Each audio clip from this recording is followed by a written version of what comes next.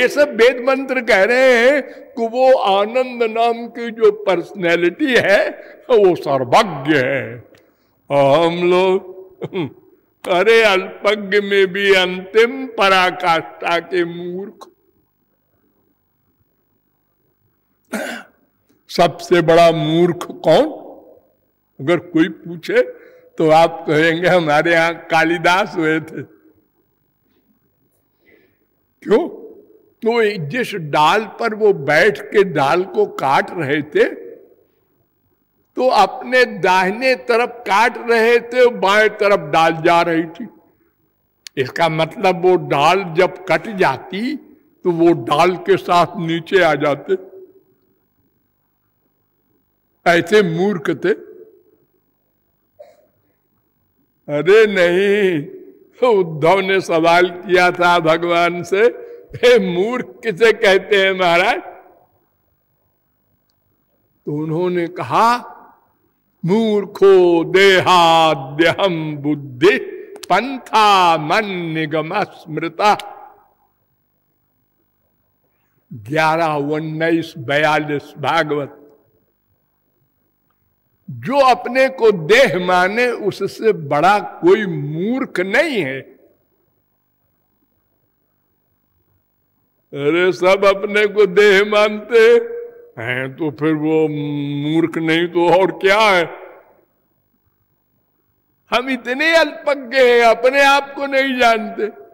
ये प्रकरण जो चल रहा है, मैं कौन, मेरा कौन, यानी मैं को मैं नहीं जानता।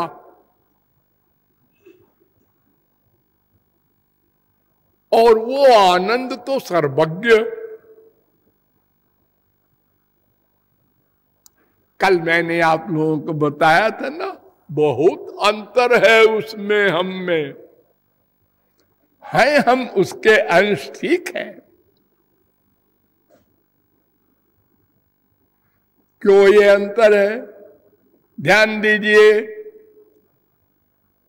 वो आनंद को भगवान कहते हैं, परमात्मा,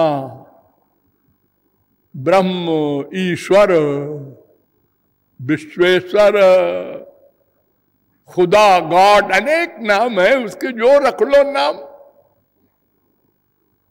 वो सब कुछ है। नमः कुलालेभ्यः कर्मारेभ्यश्च नमः। हे कुम्हार भगवान, हे चमार भगवान। अरे वो सुअर बना है, हे सुअर भगवान।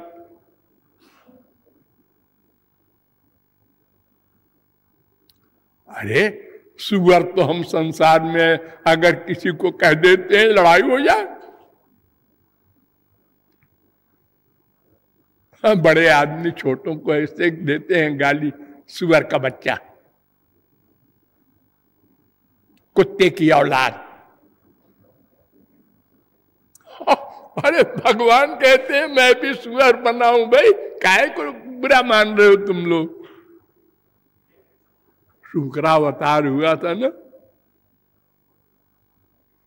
अरे छोड़ो अवतार की बात, मैं सबके अंदर बैठा हूं।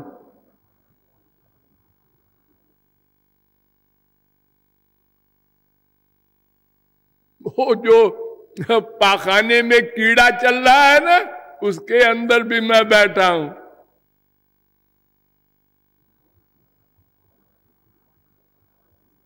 तुम लोग शब्दों में क्यों परेशान हो जाते हो?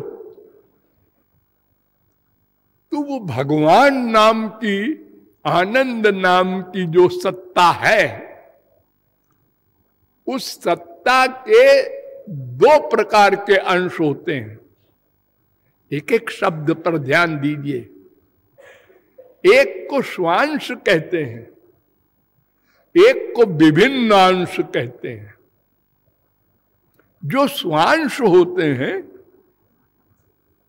उनको स्वरूप शक्ति गवर्न करती है। भगवान की जो पर्सनल पावर है उसके अंडर में होते हैं, वे महापुरुष कहलाते हैं। संत महात्मा कहलाते हैं। अनादिकाल से वो सदा से महापुरुष हैं। स्वांश कहते हैं। ब्रह्मा, विष्णु, शंकर, ये बड़े बड़े ये स्वांश हैं श्री कृष्ण के। इसलिए ये आनंद ही है, ये सर्वज्ञ ही है, यानी भगवान के सारे गुण हैं इसमें। ये सब भगवान है। आप लोग बोलते हैं ना शंकर भगवान, विष्णु भगवान, नारद भगवान, व्यास भगवान, जितने अवतार है स्वांश सब भगवान है। और दूसरे जो विभिन्नांश होते हैं वो हम लोग हैं। ये विभिन्नांश माने क्या होता है? जो सदा से माया के अंडर में हो, स्वरूप शक्ति के अंडर में नहीं, माया के अंडर में। हम सदा से ध्यान दो, सदा से मायाधीन हैं। और वे जो स्वांश है सदा से मायातीत है। और भगवान सदा से मायाधीश है। माया उनकी नौकरानी है। तो मायाधीन होने के कारण हम स्वरूप शक्ति से नहीं गवर्न हो रहे हैं, माया से गवर्न हो रहे हैं। और माया का गुण भगवान से विरुद्ध है। वो सर्वज्ञ है, ये अल्पज्ञ है। वो आनंद युक्त है, ये दुख युक्त है। वो नित्य है और ये शरीर अनित्य है, माया का बना हुआ है। इसलिए आनंद का गुण मुझ में नहीं है। ये माया जिस दिन गई उस दिन क्या होगा? भगवान के 8 गुण मिल जाएंगे। अपहत पापमा बिजरो विमृत्युर विशोको बीजगत्सो पिपासा सत्य कामा सत्य संकल्प। छांदोग्योपनिषद 8:1-5। ये 8 गुण भगवान के इसी जीव को मिल जाते हैं। भगवान भी हो गया आनंद और ये भी हो गया आनंद। भगवान भी ज्ञान, ये भी ज्ञान। इसीलिए कह देते हैं कि वो भगवान के बराबर हो जाता है। जानत तुम ही होई जाई तस्मिन् तज्जने भेदा भावात। नारद जी ने कहा 41वें सूत्र में, संत और भगवान में भेद नहीं होता। वेदांत भी कहता है दहर उत्तरेभ्यः गत शब्दाभ्याम तथा ही दृष्टम लिंगंच धृतेश्च महिम्नो स्यास्मिन्नुपलब्धे प्रसिद्धेश्च इतर परामर्शात् सहित चे ना संभवात् उत्तराच्चेदाविर्भूत स्वरूपस्तु 1:3-13, 1:3-14, 1:3-15, 1:3-16, 1:3-17, 1:3-18। इन सब ब्रह्म सूत्रों में ये बताया गया कि जब जीव ब्रह्म को पा लेता है, श्री कृष्ण से मिलता है, तो माया गई सदा को। और माया गई तो स्वरूप शक्ति आई, उनकी दिव्य शक्ति। फिर उससे गवर्न होने लगा ये जीव, तो वो 8 गुण भगवान के मिल गए।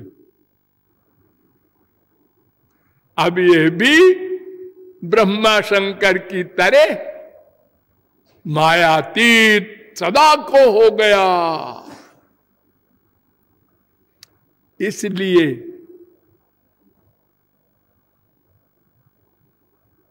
ये आनंद से पैदा होने पर भी परिणाम उल्टा।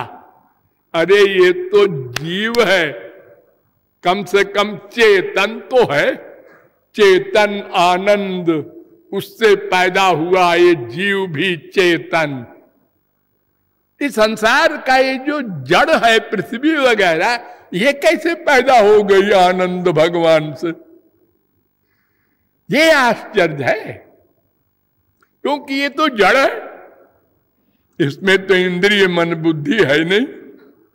और ये भी भगवान से पैदा हुई है, पृथ्वी भी, जल भी, तेज भी, वायु भी, ये पंच महाभूत सब। वेदांत ने उत्तर दिया, आत्मन चैवम विचित्राश्च ही। भगवान में विचित्र शक्तियां होती हैं। 2:1:28 अलौकिक विचित्र। विचित्र माने क्या? उल्टी भी। जैसे कान सुनने का काम करता है ना, हाँ, लेकिन भगवान का कान देखने का भी काम करता है, सुनने का भी, सूंघने का भी, रस लेने का भी, स्पर्श करने का भी, सोचने का भी, डिसीजन लेने का भी, सब काम करता है।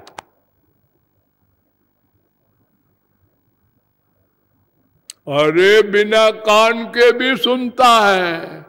अपाणि पादो जवनो गृहीता पश्यत्य चक्षु शृणोत्य कर्ण सवेत्ति वेद्यम न च तस्यास्ति वेत्ता तमाहुरग्रम पुरुखम महांतम।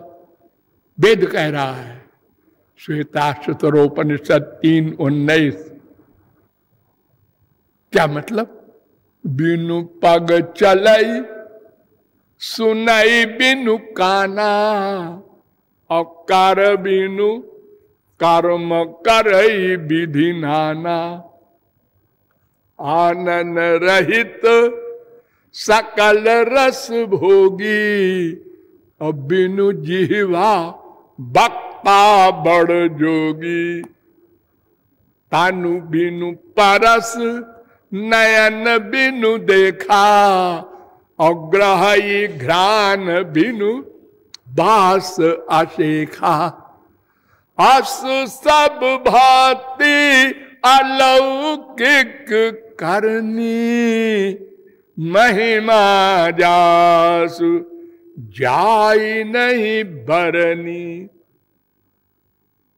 तो वो भगवान से ये चेतन जीव पैदा हुआ, लेकिन माया के कारण भगवान के गुण नहीं आए, और ये जड़ भी भगवान से प्रकट हुआ है। क्यों? विरोधी शक्ति वाला है।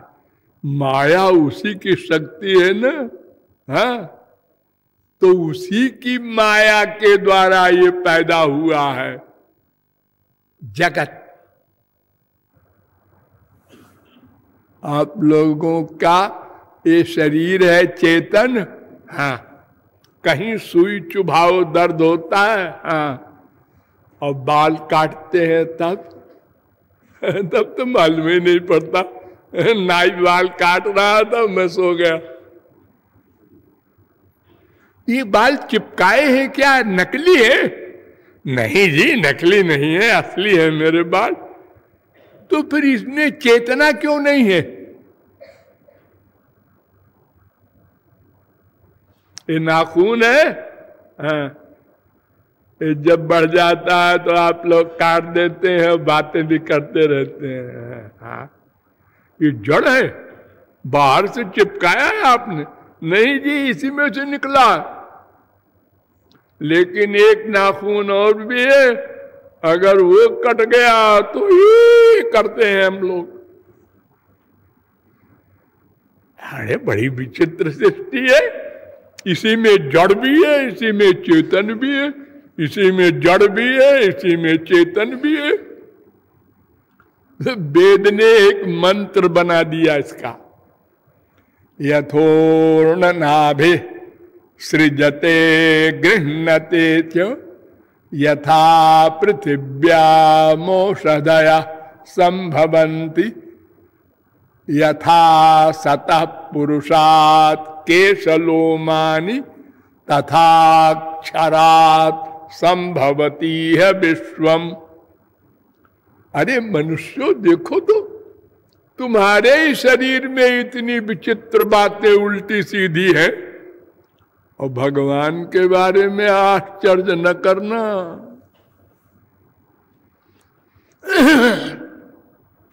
जब भगवान प्रकट हुए जेल में वसुदेव देवकी के सामने, तो वसुदेव जी ने स्तुति किया, त्वत्तोस्य जन्म स्थिति संयमान विभो वदन्त्यनिहा दगुणा दविक्रियात् त्वयीश्वरे ब्रह्मणिनो विरुध्यते त्वदाश्रयत्वादुपचर्यते गुणैः। महाराज आपकी कोई इच्छा नहीं है, पूर्ण काम है।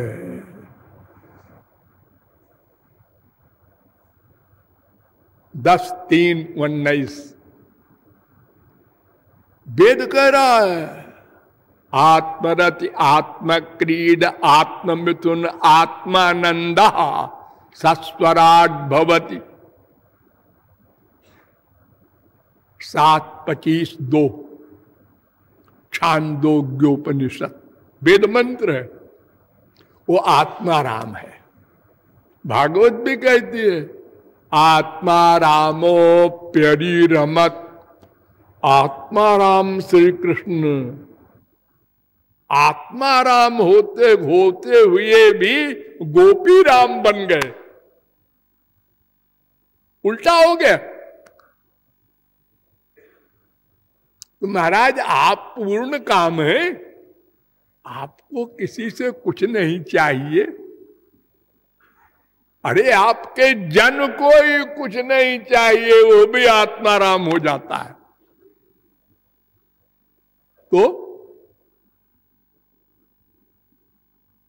तो आपके इच्छा नहीं है ना, हाँ, आप कर्म क्यों करते हैं?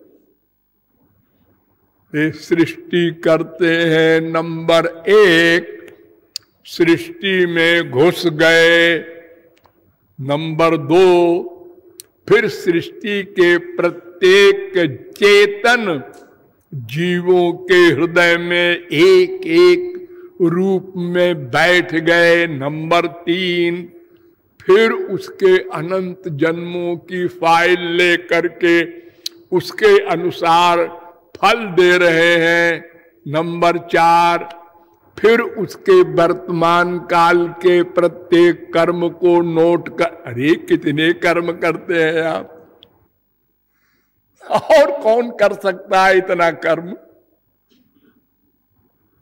और एक साथ करते हैं।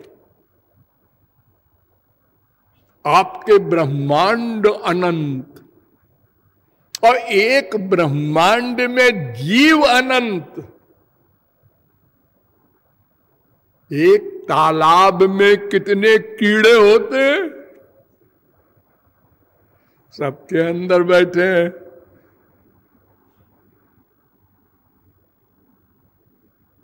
तो बिना इच्छा के कर्म करते हैं। आप निर्गुण हैं, और गुणों का काम करते हैं, लड़ाई झगड़ा मार धाड़ सब करते हैं। 16,108 श्रीमती से ब्याह करते हैं, और एक एक श्रीमती के 10-10 बच्चे होते हैं, और वो आपके समान होते हैं। वेद व्यास ने कहा है, आत्मतुल्यानि लिखा है भागवत में। ता स्वपत्या न जनयत आत्मतुल्यानि। 16,108 स्त्रियों के प्रत्येक स्त्री के 10-10 बच्चे भगवान के समान हुए और सब राक्षस हो गए। हे और कमाल, इसका मतलब भगवान ही राक्षस हो गए। अरे जब आत्मतुल्यानि बच्चे हुए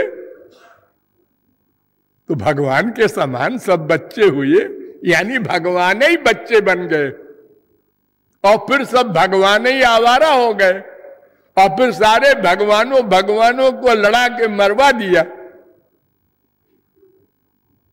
ये क्या है? ये वो है जो बुद्धि में नहीं आएगा, खबरदार बुद्धि न लगाना।